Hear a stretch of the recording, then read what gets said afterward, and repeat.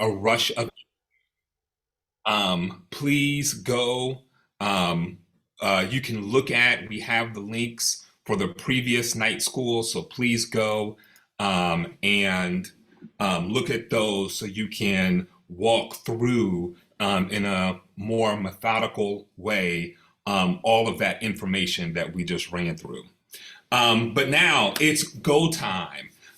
What do we do when we get to this crunch time we call GOTV? um, there is, I love this quote, there is a difference between doing things correctly and doing the correct thing. And if you've ever been in a campaign office during GOTV, it looks like people are busy and active and doing things. They are people are answering phone calls and making phone calls and sending text messages and running yard signs, and people are going every which way. And if you just judged the campaign based on the activity of the campaign office during GOTV time, you would assume that all of these campaigns are winning campaigns because they are so busy. But what we have noticed over our collective work is that busyness is not a measure of effectiveness, in that sometimes campaign offices can be extraordinarily busy, working very hard, but doing the wrong things. And so we want to talk about over the balance of our time together, what are the right things to be focusing on during GOTV? And so one of the things that we want to say, we want to lift up a primary thing of importance to do is to re-engage your positive IDs. The reason that you did all of that work, finding out who your supporters are, identifying them, labeling them as ones or twos or threes, is because you want to put that information to work during GOTV. If the last time voters heard from you was when you were figuring out who they were voting for or what questions they needed to ask in order to get for you to secure their vote, then you're missing out on a big portion of the work. That GOTV is about re-engaging those people and making sure that they get out to vote. And in a recent call, somebody said, we do this work and we go and we talk to people and they say, please stop calling, please stop knocking on our doors. We're going to get out and vote, we promise. And what we said was, I understand the feeling, but promises aren't votes. And people promise they will and have all of the best intentions. And life happens and people forget and emergencies happen. And people's attention gets directed elsewhere. And so we are the gentle and persistent reminders of what is at stake and why this is important until they get out the vote, until their vote is cast. And hopefully, as a part of this, you are getting information from the boards of elections of people who have cast early votes. So you are able to look at whose votes have been recorded. And then you can take them off of your list, and everybody whose vote has not been recorded, you're able to go back out and continue to engage them until their vote is cast. So we want to re-engage them, and when we re-engage them, we want to do so with a change of script. We want to make sure that we're moving from an ID script from who will you vote for to saying thank you And when are you going to get out and vote? We appreciate your support. We know you're a supporter. Thank you for that. When are you going to vote? What day are you going to vote? Are you going to vote early? Are you going to vote on election day? Are you going with the Souls to the Polls group? Are you taking friends and family with you? Help them to think about the plan they have, because the more concrete their plan, the more likely it is they will get out the votes. And again, be persistent. Continue to engage them until that vote is cast. You don't want to leave any votes at home on election day. You want to make sure that everybody you've done the hard work of IDing gets out there. So engage them until they get out to vote. The A big challenge is people look at their ID number as they're getting around this time, and they realize there is a significant gap between the number of people they've ID'd and their win number. And what we see from campaigns that struggle mightily, and most of them end up losing on election day, is they look at the gap and they either shrug their shoulders and they say, well, we engaged everybody we could. This is what we could do. Or they look at the gap and they try to downplay it or hide it because they don't want to be embarrassed, or they're worried about losing funding, or they're worried about looking like they haven't done their job. And that is the absolute wrong thing to do in this time. You need to, if you are looking at your ID number and you're looking at your win number and there's a gap, you have not ID'd all of the people you need to turn out the vote in order for you to win the election, this is the time to ask for help, and ask for help earlier rather than later. I can't tell you the number of times that myself or Christine or Hannah have shown up on the ground with campaigns. And when we've asked them, we've been on the phone with them talking week after week, and they say, everything is great. Things are going good. We're getting our people out there. Our message is getting through. Fundraising is through the roof. Everything is wonderful. And we get on the ground and find out there's 100,000 person gap between their contact number or their ID number and their vote number. And then they say, what can you do to help us? And really the answer is not much, because election day is in 5 days. And while we do amazing work at DFA, we are not magicians. We cannot pull votes out of a hat.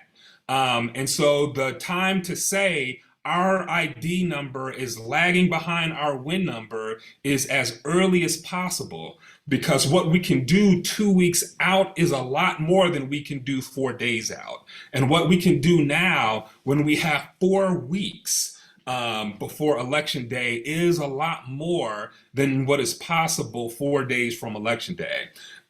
So ask for help as soon as you realize that your numbers are not where they need to be. And there's all kinds of ways you can ask for help.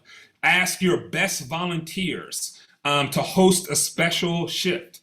Reach out to your most faithful volunteers and say, you've been so amazing. What we want to do is this Friday, we want to have a shift dedicated to you, where we celebrate all the hard work that you've done. Can you bring all of your friends, all of your family, everybody who knows you and loves you and wants to help celebrate you? Can you bring them out and ask them if they can volunteer even for a half an hour or an hour to kick off this shift as we celebrate you?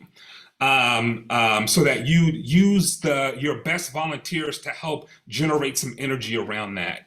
Ask people, local candidates and organizations who've endorsed you, ask them to host a special day of action, to invite their supporters, their members, their followers to come out with them and get out and knock on doors or make phone calls for special days. And then ask national endorsers if they can lead or host special phone bank shifts or tech shifts. Ask if we can help to plug in gaps, especially if you have your own program that you are running and you just need extra bodies to help do the work. It's a great thing to say, hey, can you all lead one of these days and get your volunteers, bring your volunteers in to help us to be able to staff this more fully so we can contact more people. The earlier you ask for help, the better situation it will be in the end. So the other thing we want to do as we get to GOTV is we want to shift staff and volunteers.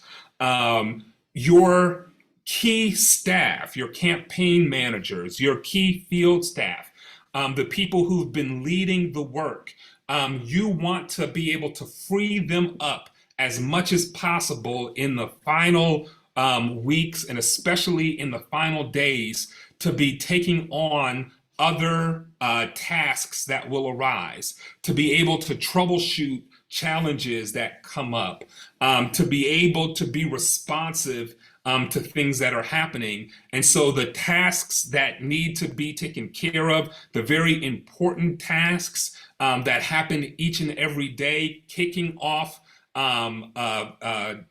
shifts, taking care of trainings, answering phone calls, troubleshooting basic problems, handing out yard signs or swag, all of those things that it's important to have happen. Train up people to be able to take care of those tasks. Ask key volunteers if they will be able to cover some of those while they are doing their work so that the key staff can be taking care of other things that you can't delegate to volunteers.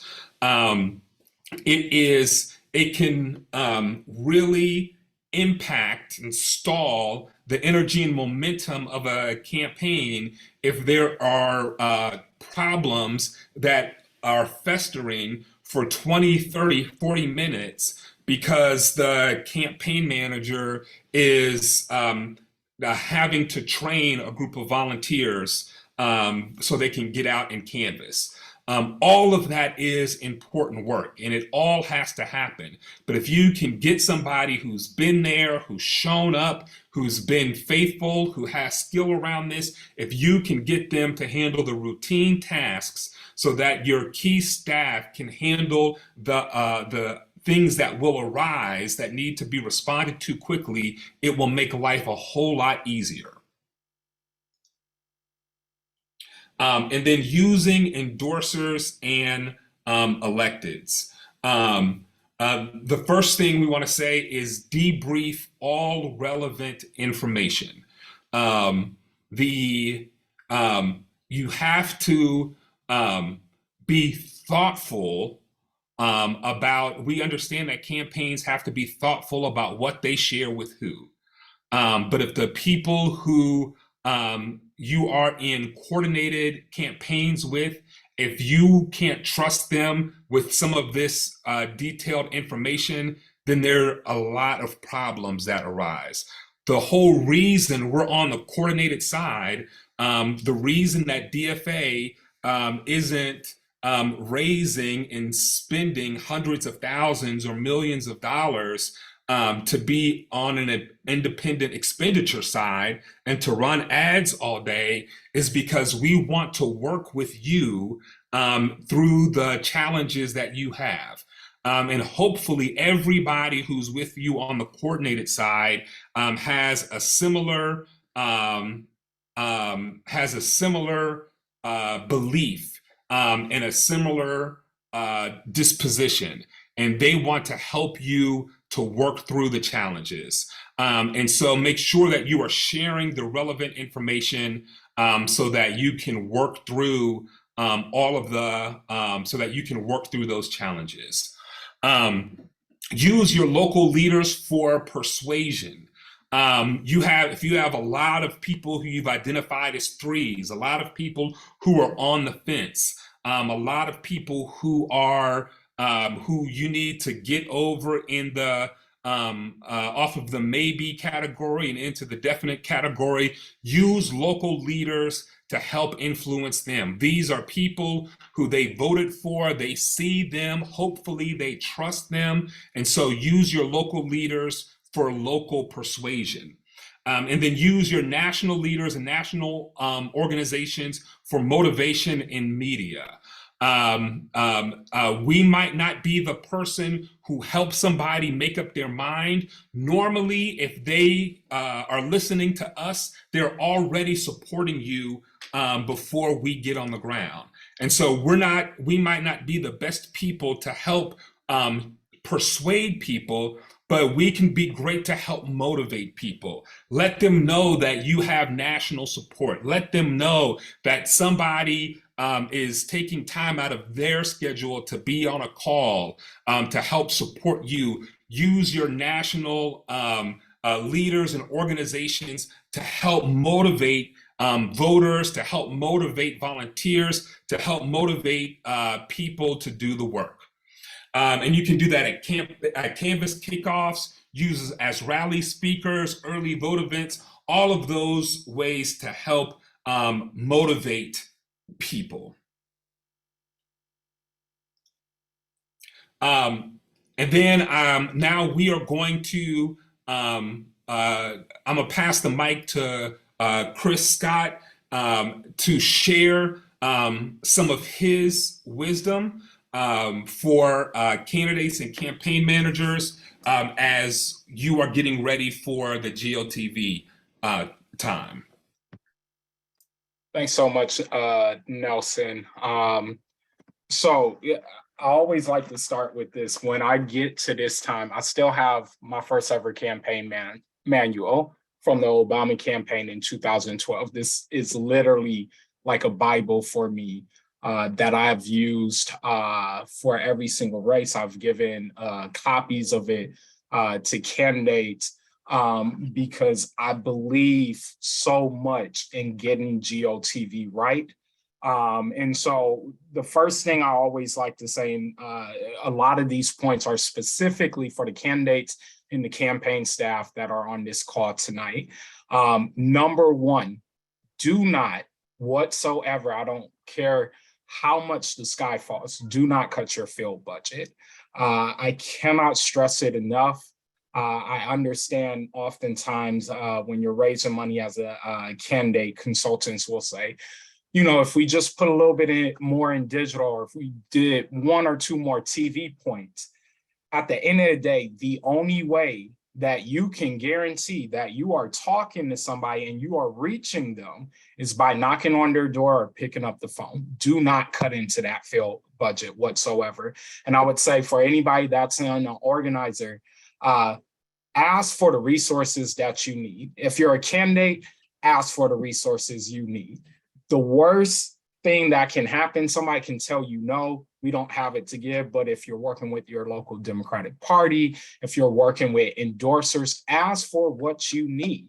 Advocate for yourself, because really you're the best advocate for yourself, and you're the only person that is as invested as you should be into your own race. Number two, I want you to create a schedule back from Election Day. And when I talk about creating the schedule back from Election Day, it's looking at Election Day, and you should go back at least 3 weeks from the election. And you should have each one of those weeks planned out. But in particular, you should robustly have your weekends planned out. How are you best going to utilize the volunteers that you have? Where are you going to be knocking during those weekends? Who are you going to be talking to during those weekends? What happens when you create a robust schedule from a week, election day to a few weeks out? One, for endorsers, those are the type of campaigns I definitely want to come and knock for, because I know what they're doing. And to Nelson's point earlier, a lot of times, especially for national endorsers, we come in places An office looks busy, but it is simply busy work. You're not doing what you need to actually do. So having a tight schedule is really important with that. And so to go along with having a schedule, my third point, do a dry run weekend. Back when we were on the Obama campaign, some of my mayoral races, we usually had at least 2 dry run weekends. What's a dry run weekend? That's where literally you are going to practice what you want to do on election day, from having staff members report the numbers, from having people call in for certain check-in times to make sure polling locations are open, because you would be surprised, especially for first-time candidates, how many times you can have problems at a polling location, and everybody should know what number you need to call in case that polling location is not open. But I highly encourage you to make sure that you have at least 1 dry run weekend. And so that's not, if you don't have the capacity that final weekend, make it a dry run for election day. But what you want to do is get in the habit of practicing what you need to do on that final day to be successful in the first place. Number 4, I'm gonna go back to a point that Nelson was talking about, but I'm gonna adjust it a little bit. You should know your 1s and 2s by the final 2 weeks. I cannot stress enough how many times, even this year, that we've been on location, and some campaigns have been really tight with knowing their 1s and 2s. And some of them, you could tell who was faking because they were worried about that gap. And they didn't want to give the wrong answer, but they also didn't ask for help soon enough. Those final 2 weeks, you shouldn't be doing persuasion anymore. If you're doing persuasion, it probably means your campaign's in a little bit of trouble at that time, because you have not done what you needed to do. At that point, it should be all 1s and 2s, or who you absolutely know is a turnout voter, even if you didn't get a chance to talk to them early on. And also with that, to help be able to make sure that you're recruiting the volunteers, make sure you're making a hard ask. And what it is with the hard ask, when you're asking somebody to volunteer, you're giving them the specifics. If you give somebody out, they will take that out 9 times out of 10. So what I like to do, if I want a volunteer to come in, hey, I really need you to show up. We're in the final weeks of the election. I need you for at least 2 hours before the election day. Would next Saturday work for you? No, next Saturday doesn't work. How about next Tuesday? You give them the option.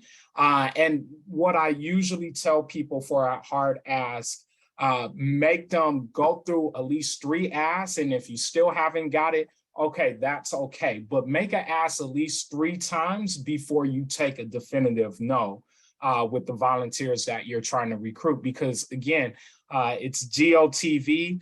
And all hands are on deck. And so that's the next point number 5, all hands on deck.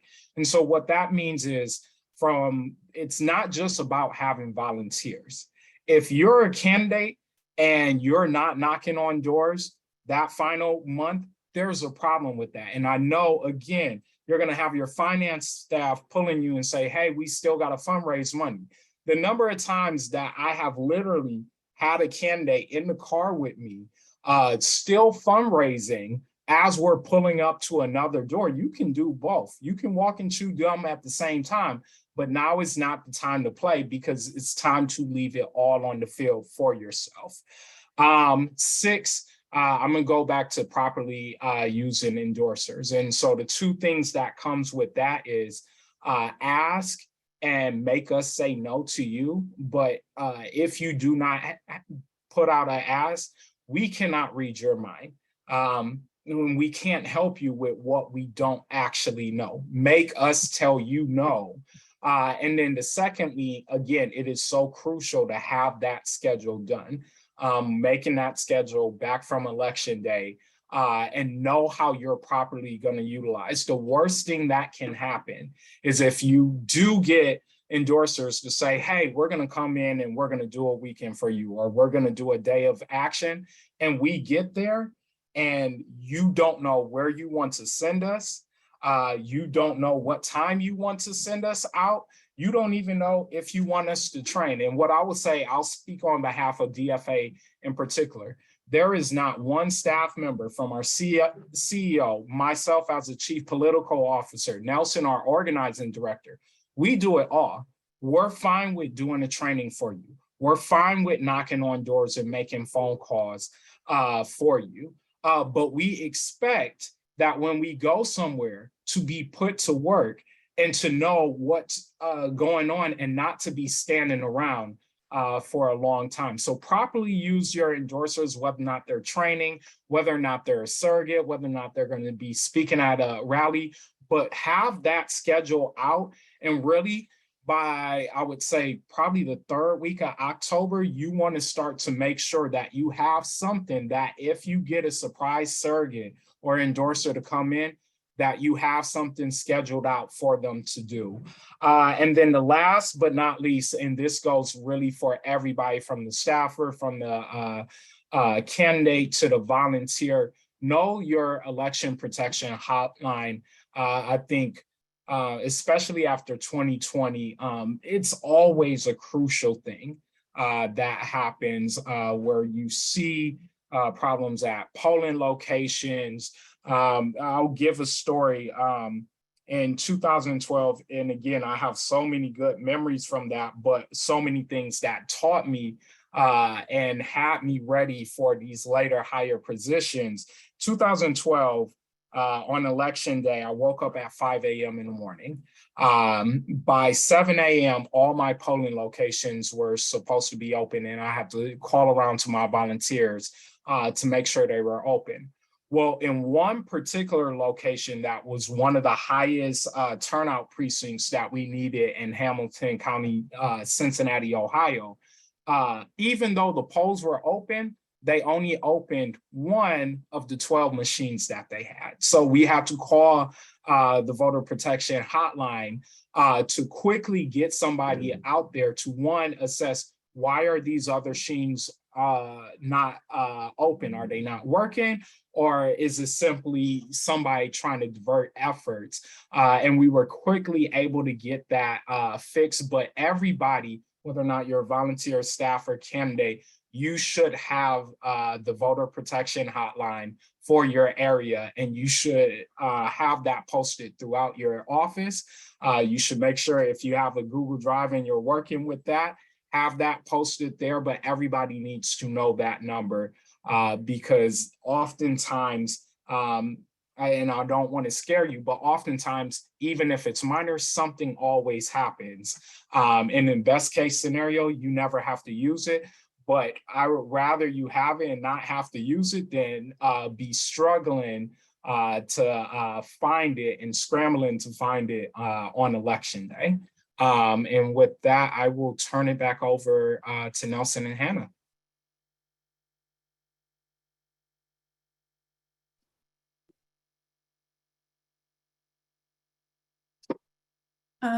We're going to do a question and answer.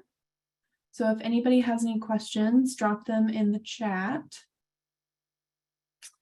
I see one question from Malcolm, who is running for State House in North Carolina. Malcolm is wondering, he's having trouble getting Democratic incumbent representatives to come out for him because the House is Republican controlled, and they're worried about a backlash if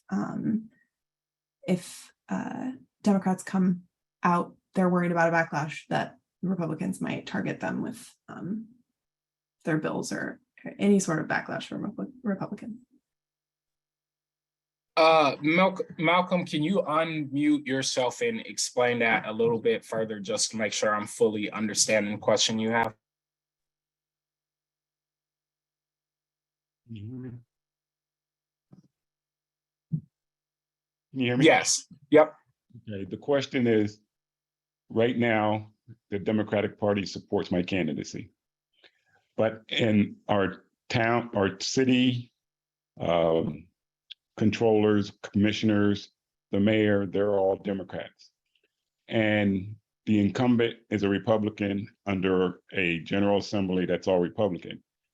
They're afraid to endorse the candidacy or speak about my candidacy because if the incumbent retains his seat, they're afraid of the backlash they may get from him. So that's a toughie. I've definitely, I saw that sometimes when I was working in Ohio, particularly with state legislative races. With that is one where I would say, I do think that is a very much of a hard ask for you directly to them. Sometimes that support could look different. What I've advised candidates before that were particularly worried, there are multiple ways that Democrats that are worried about a backlash can still support your candidacy, whether or not asking them to use, some of the people that helped campaign for them, recruiting volunteers for you, and just send something else privately to their own list. Whether or not that's them doing some cause on your behalf. But the other thing I will also say, and obviously you have to use kind of your own judgment on them because you know them better than I do. But I understand the fear of a backlash, but give them the conviction of why not go all out to make sure a Democrat is in this seat in the first place? If we already have the council, if we have some of the commissioner seats and a mayor, what do you have to lose in trying to push harder for a Democrat?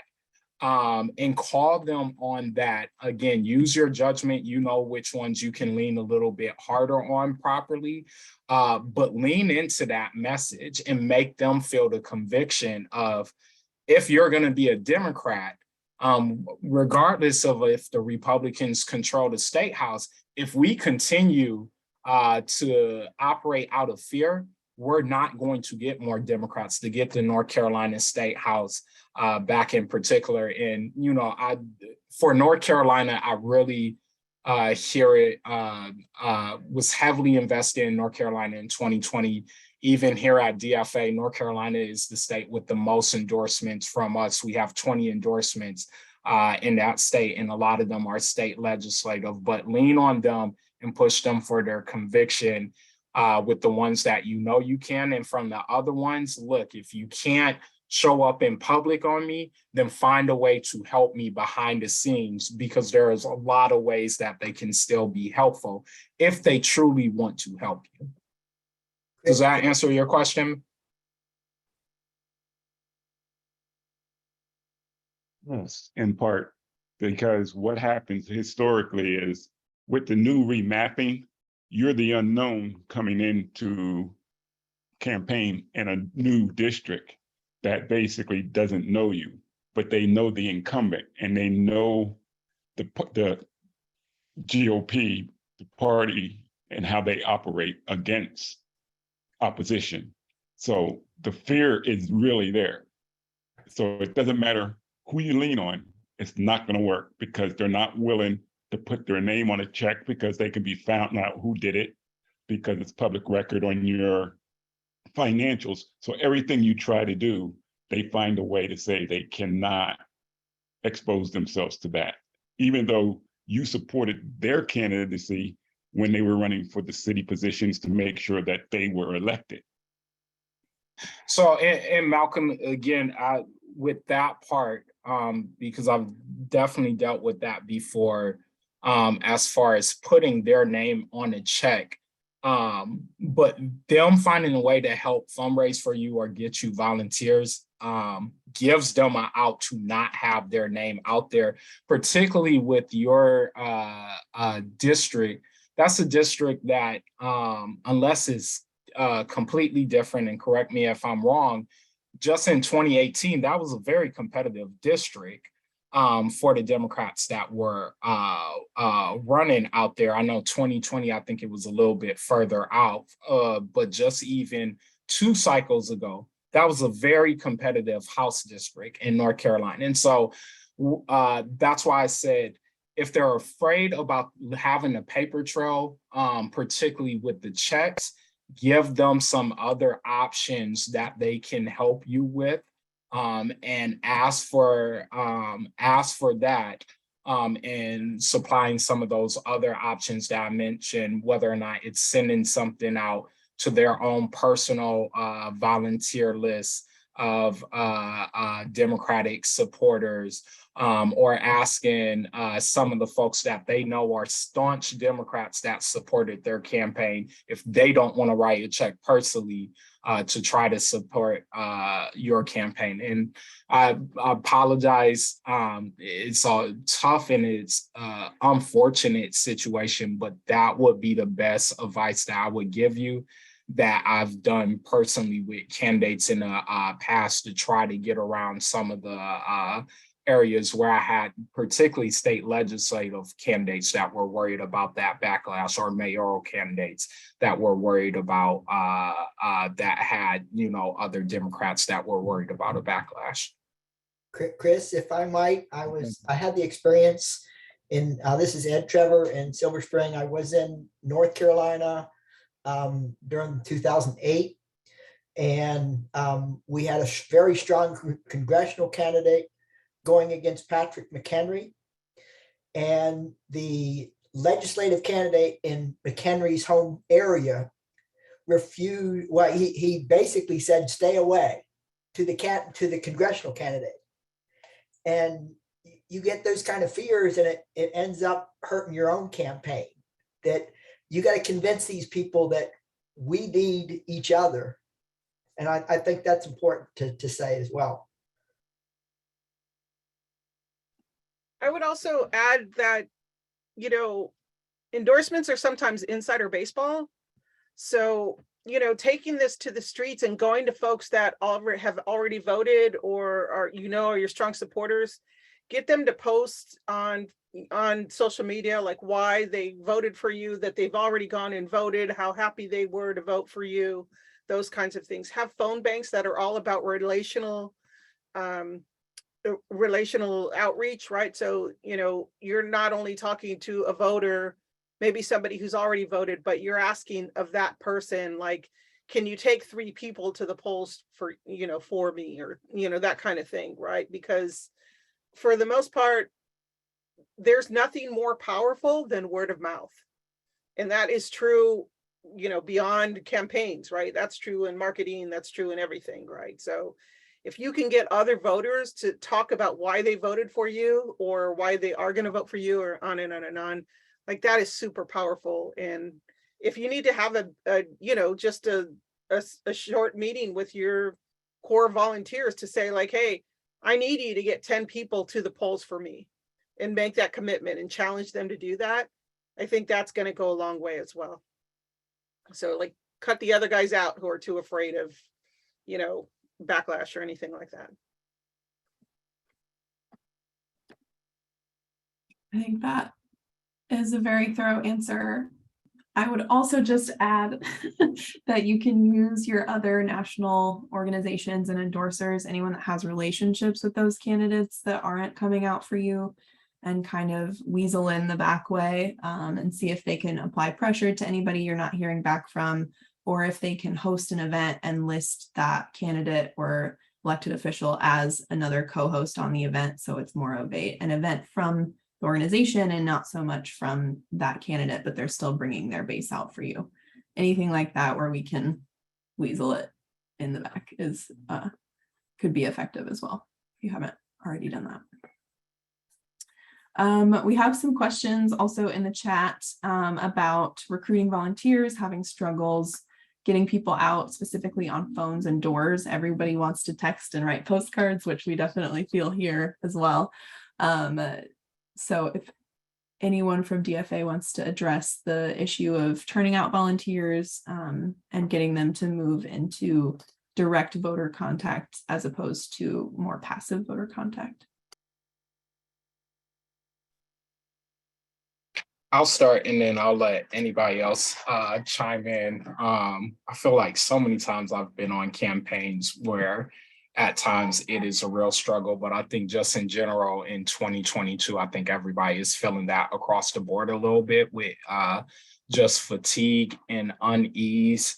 I think sometimes I think it's it can be as simple on how you're asking in the first place.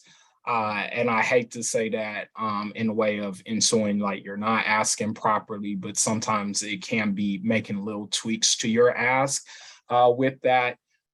For me, again, what I always do if I have a really tough area, I just start with one and break it down to the smallest thing to make them feel that it's doable. And that's why, I think when we think of a Canvas shift and a phone bank shift, a lot of times it's 3 hours. If you're seeing a lot of struggle, break it down to just even the very basic of, can I get you to commit 1 hour over these next 3 weeks? Because all you got to do is get them in that door that first time to have a chance to ask them again and give them a positive experience. I cannot tell you the number of times where it was a struggle getting folks in the door. A person came and had a really good experience because they got to see so many other people around and feel the energy in the room. And that made all the difference to actually make them want to come out again. But if you're struggling with that, it's not always a foolproof solution with that, but breaking down to the lowest common denominator and make them feel like there's no way you shouldn't be able to accomplish this, and put the sense of urgency on why this election matters so much. People respond sometimes when you create that sense of urgency for them and apply pressure in that way. Okay, if you feel like you don't have any time, but you feel like this is such an important election, look at what's at stake. If everybody says, no, I can't even give you 1 hour in this election, what do we have? What will it possibly cost us? And don't be afraid to lean into something like that too. You don't have to create complete fear, but be confident in leveling out the stakes for them as a secondary option as well. I want to add to that. I think what Chris said is exactly right. I just want to add to that. Chris talked about using the energy of groups to help inspire someone. If you're trying to move someone from texting to phone banking or from phone banking to canvassing, and you have a volunteer who's really excited and energetic about the thing you're trying to get someone to move to, partner with them, ask them to help make the ask with you. So you can say, look, you're not going to be in this by yourself, but you, or even if it's a group of people, all of you are going to be with one of our best canvassers. And he's going to make sure, or she's going to make sure that you are going to have a great time out there. They're going to make sure that that this happens well for you. So use your other volunteers to help make those asks and to reassure people, and just try to get them to try it. Say, look, I know you love texting, but if you can give us one good shift on a phone bank, and if you hate it, you never have to phone bank again for the rest of the campaign.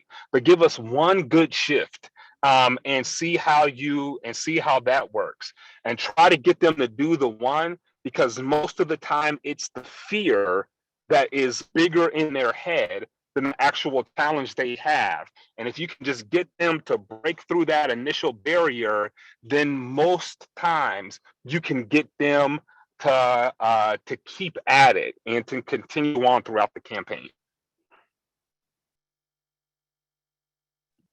Yeah, I would say to feed them, have good music, make every single event that you have a follow-up. So if you're going to have a rally and you're going to get all your folks out there, like, and you know, there's going to be great music and great lunch, and then after everybody's going to go canvas, like that should be every single ask that you have now. So anytime you have some event where, you know, whatever it is, right, the second thing, the sort of tack on to that should be, and after we do this, we're going to go canvas. And after we do this, we're going to text, we're going to phone bank, everything else, right? Let me tell you though, college kids love when you feed them. So they will do anything for, like, you know, a good lunch and stuff like that. So, and the other thing is, like, it's real. I think that, you know, when you also put that sort of pressure that it's a month away. This is it. This is what it's all about, right? This is like World Series 8th inning, you know? So this is what we're going to do. And what is it going to look like the day after Election Day, as we all felt after, you know, a Donald Trump type candidate wins, right? Are you going to be able to live with yourself? So that's my 2 cents. Christine made a really good point.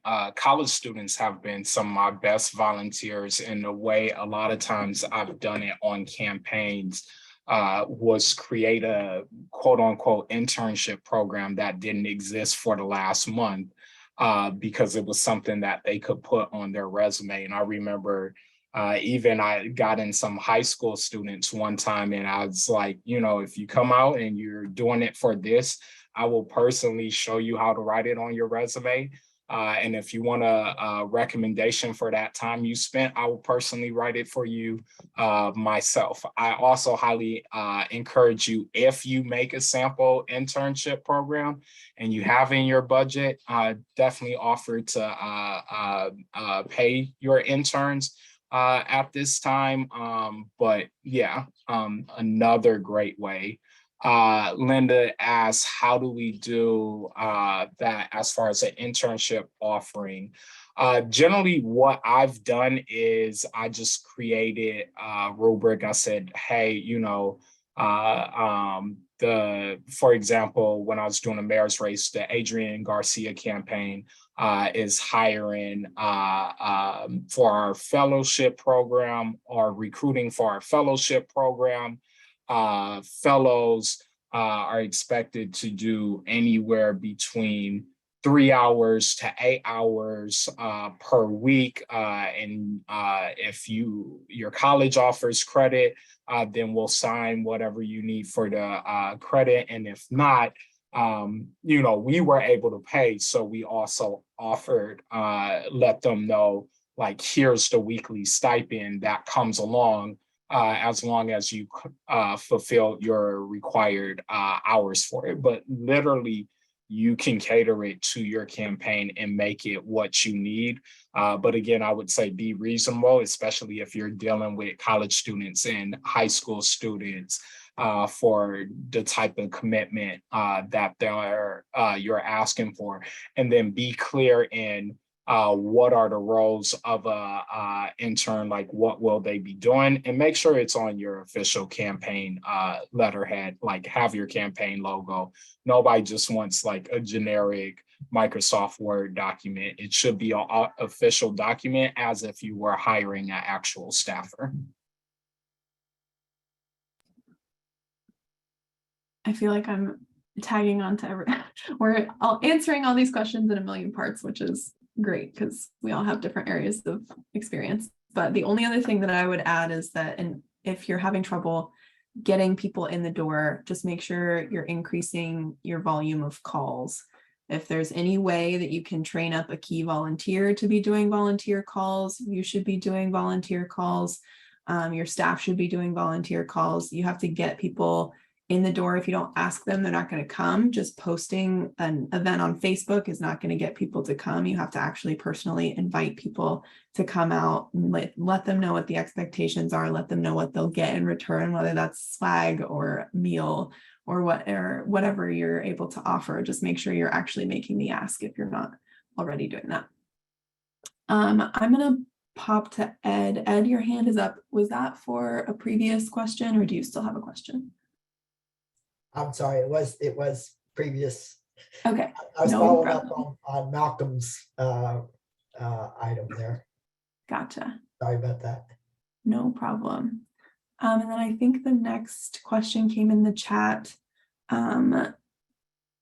What is your take if you're operating with a non-existent field budget due to having a hard time getting funders committing to invest?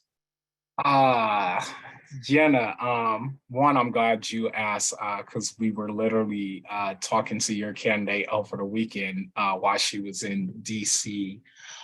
So I mean, I think that it's tough. I think for some of the solutions we talked about was ways that your campaign can engage with some of the partners that had endorsed nationally that hadn't done anything at all yet. So that's one thing. I think the second part was, again, looking at like, because Iowa, y'all have a lot of colleges.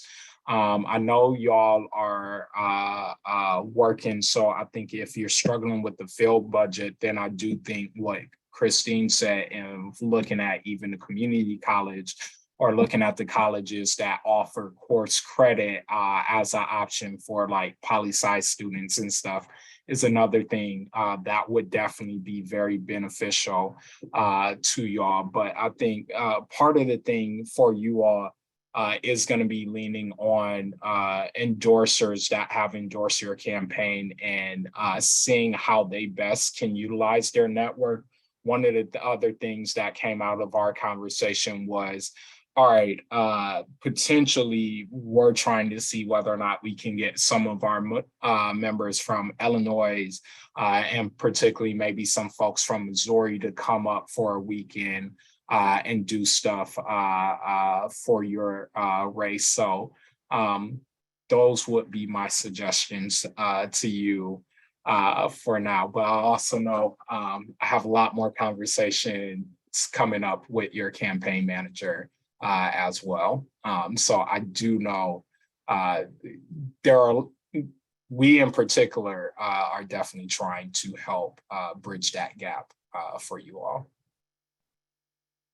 And then I don't know the particulars of this situation, so this advice may not be pertinent for you and your campaign, but just kind of as a general word to any campaigns who are wrestling with this question of the budget, my plea to all campaigns is to shift money from other places to field if necessary, because other things look good and have appeal, but dollar for dollar, the money that's invested in field nets more results than money that's invested on TV or on mailers or other ways of getting the word out.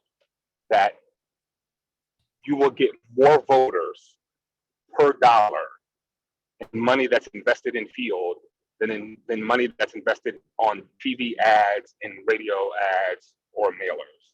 And I know it may not seem that way because it seems like you can reach more people, but the amount of money that it takes to actually move people to the polls that way is exponentially more than the same amount of money invested in field programs.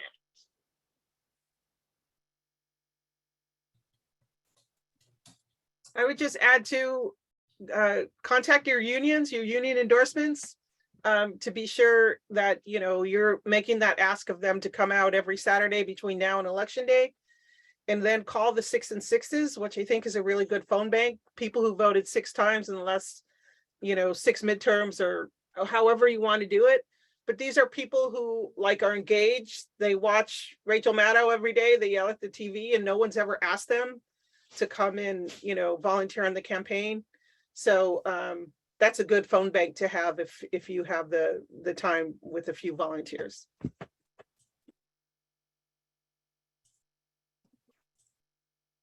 Monsi, do you still have a question or has it been answered?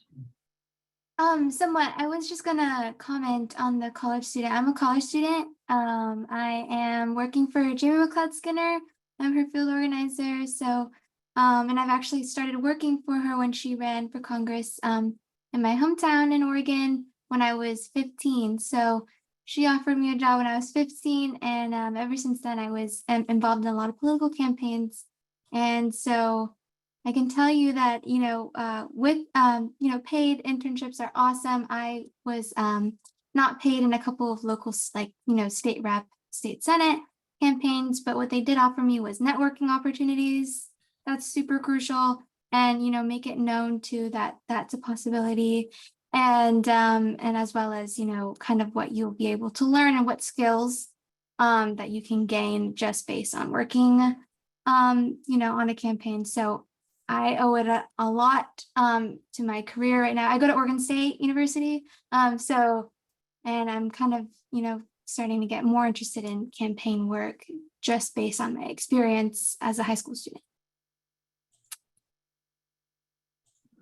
Monty also, she made a great point. The number of high schoolers that started out as an intern of me, and now I've seen them actually become full-time political staffers like 10, 13 years later, like that is a beautiful thing to be able to see, because most of the time that was their first ever exposure to the political world like that. That's how I got involved in politics too. And here I am. It's also, it's really a good experience for high schoolers and for college students, like who just don't really even know that this is a career. It's not a job. Like people just don't realize if you're not in politics, all of us get in like this little bubble of like politics is our life because we've been doing it for so long and it's all we do. But for a lot of people, that's not a thing. They just don't know that being a campaign manager starts as an intern or as a field director or a field organizer. So it's really important to show people that this is a viable career. You can do what you're passionate about. Any more questions?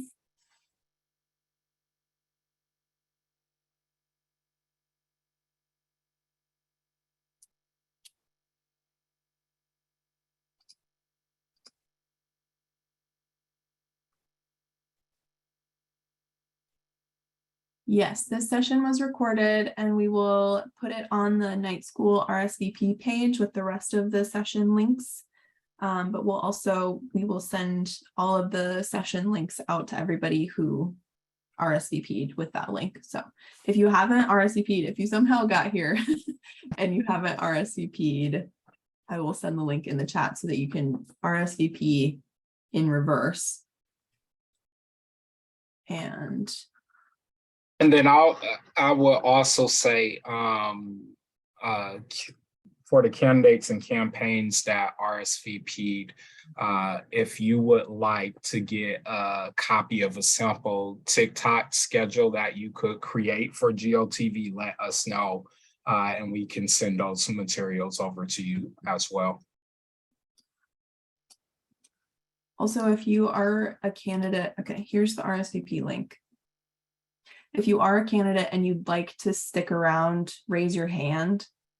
If not, no worries. I know we answered a lot of campaign questions during the main session. So if you got your question answered, no big deal. But if you wanted to ask it in a more protected environment, just raise your hand and we'll put you in a breakout room and let everybody else go.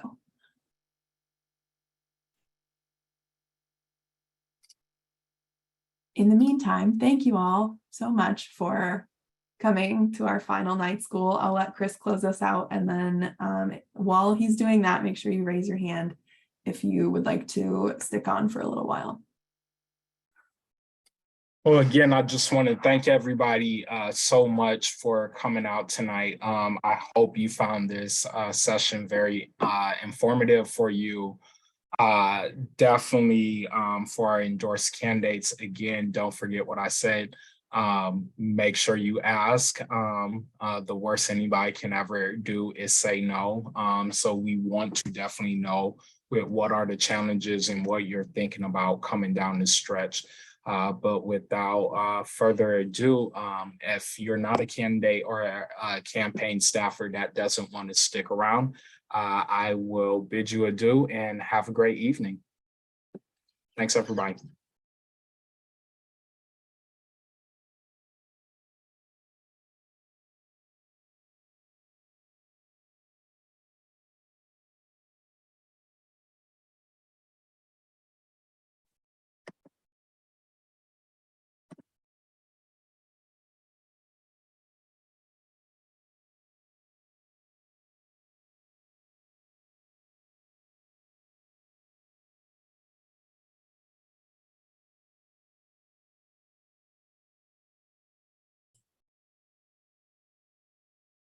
I'm not a candidate. Is it possible for me to listen in on the breakout? We promised our candidates that would be only candidates That's for what I the thought. breakout room. I apologize, but if we have any breakthroughs while we're in there, I'll let you know, Ed. You want me to just hang in, you mean?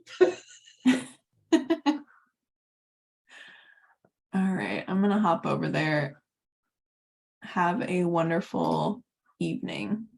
All right, take care.